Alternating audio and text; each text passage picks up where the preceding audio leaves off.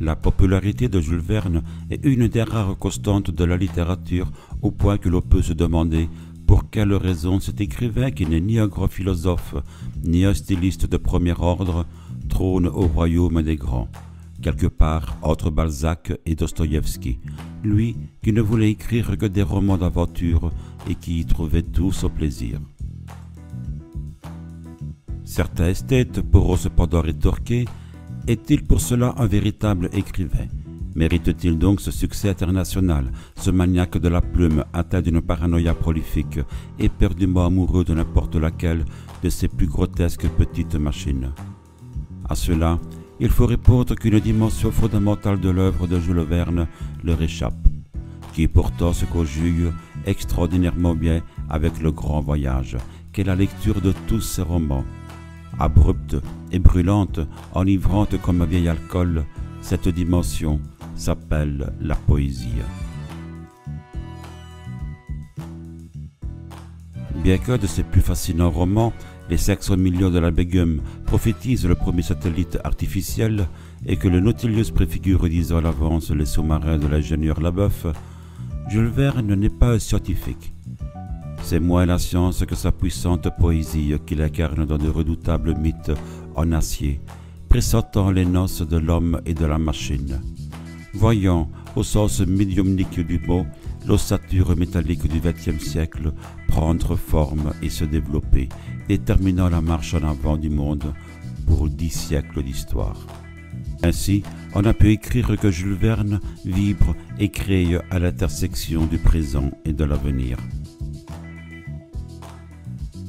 Jules Verne est né à Nantes en 1828 dans une famille aisée. Sa mère, Sophie Alotte de la Foye, comptait parmi ses ancêtres des navigateurs et des armateurs. Le jeune Jules fait de bonnes études au lycée de Nantes avant de commencer son droit. Installé à Paris pour y terminer ses études, il mène la vie de jeune étudiant sans le sou. Il veut tout savoir, tout lire, tout connaître. Il jeûnera 3 jours pour s'acheter le théâtre de Shakespeare. En 1849, il fait la connaissance d'Alexandre Dumas. L'année suivante, il passe sa thèse de droit. Normalement, c'en est fini de la bohème et de la vie d'artiste. Pour obéir à son père, il doit s'inscrire au barreau de Nantes et prendre sa charge d'avoué. Jules Verne ne l'entend pas de cette oreille. Il a trop fréquenté le milieu des écrivains et des poètes. C'est décidé, il sera écrivain. Dès 1852, il publie 2 récits déjà marqués de sa patte de grand romancier d'aventure. Les premiers navires de la marine mexicaine et un voyage en ballon. La même année, il se fait remarquer en publiant Martin Paz, un court roman historique qui voit se déchirer au Pérou des Espagnols, des Indiens et des Métis, tandis que se déroule une très belle intrigue sentimentale.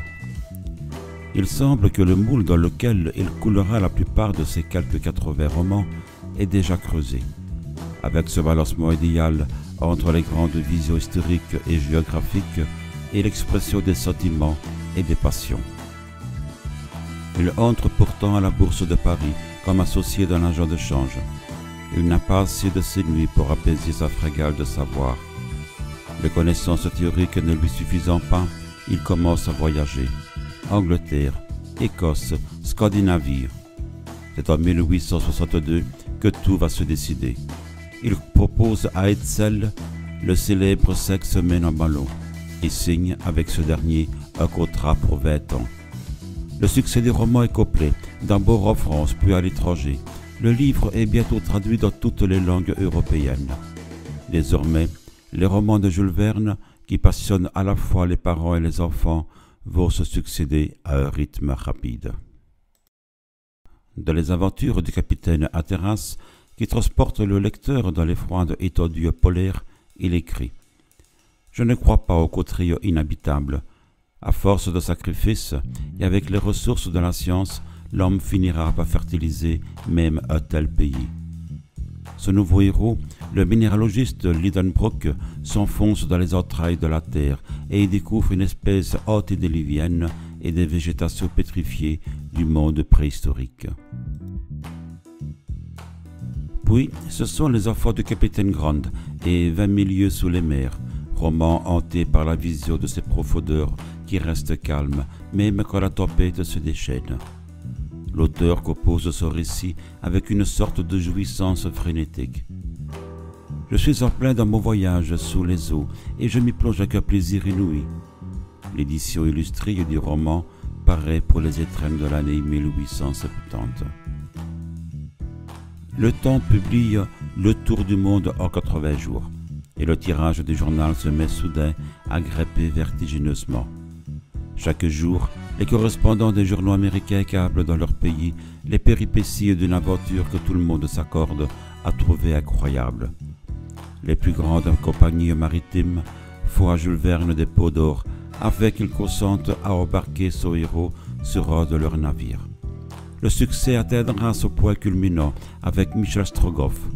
Désormais, il est riche, immensément riche.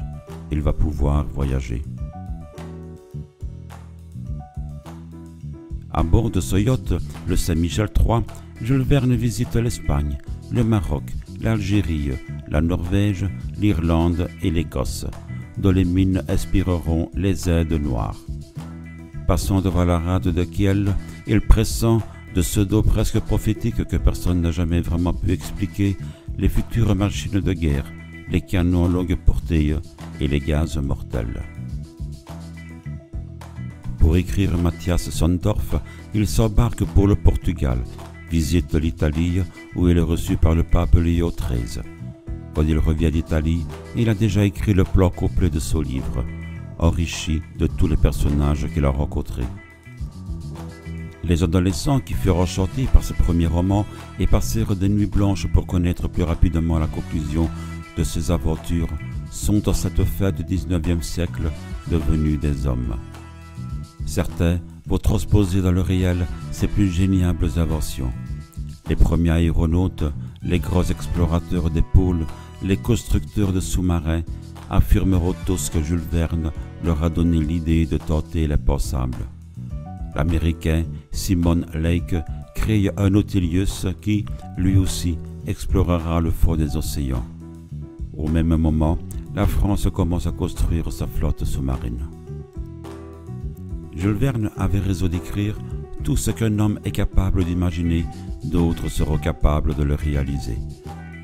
Tandis que son dernier ouvrage, L'invasion de la mer, paraît au début de 1905, en même temps que les premiers essais de vol sur aéroplane, une crise de diabète emporte l'écrivain. 4 années avant sa mort, le cinéma avait commencé à s'occuper de ses romans. Les enfants du capitaine Grant furent réalisés en 1901 par Ferdinand Pathé. Puis, l'année suivante, parut sur les écrans le fameux Voyage dans la Lune de Georges Méliès. Dans ses lettres du Tonkin et de Madagascar, l'auteur rapporte une de ses conversations avec un fonctionnaire aux conceptions attardées. C'est sans doute le plus bel hommage qu'on puisse rendre à Jules Verne. Tout ça, mon général, c'est de Jules Verne.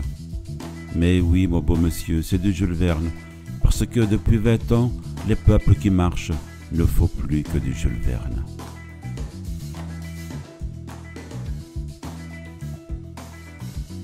Vous avez aimé cette vidéo? Alors, n'hésitez pas à vous abonner pour plus de vidéos poétiques, littéraires ou insolites. À bientôt!